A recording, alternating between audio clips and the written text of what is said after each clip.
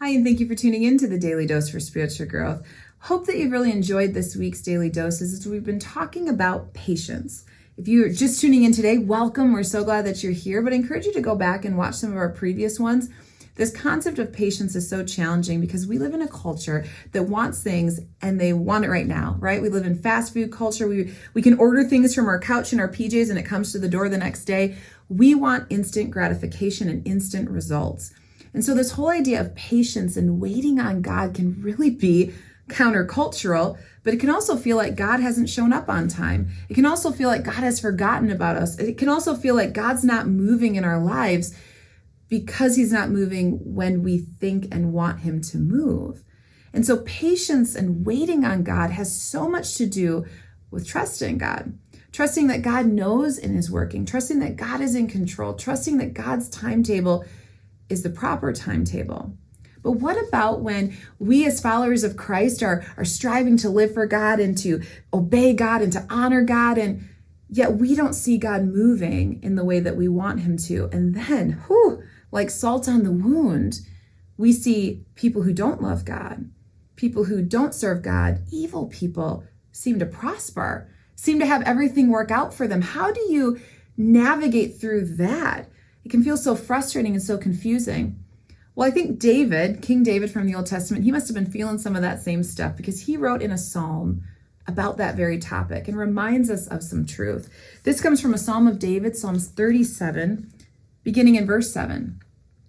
David says to us with such challenging words, he says, "Be still before the Lord and wait patiently for him."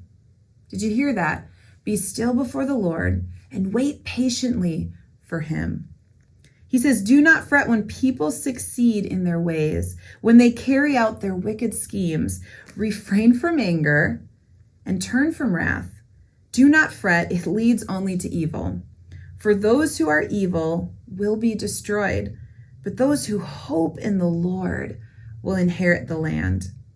A little while and the wicked will be no more. Though you look for them, they will not be found. But the meek will inherit the land and enjoy peace and prosperity." You see, we can't get distracted by the troubles of this world. We can't get distracted by how evil people tend to prosper, or that their schemes come to fruition. Instead, we need to trust in the promises and faithfulness of God, that God is in control. And so David's telling us here, be still. Don't get distracted. Don't react in anger. Don't react in wrath. Turn from that. That's not going to help your life. But wait. Wait for what? He says here, wait patiently for him, for the Lord. Some of us need to hear that today. Instead of looking to God and waiting patiently for him, we're looking all around us and we seem to feel like he's not there. He is. Wait patiently for him. Don't get distracted by others. Don't get distracted by your timetable.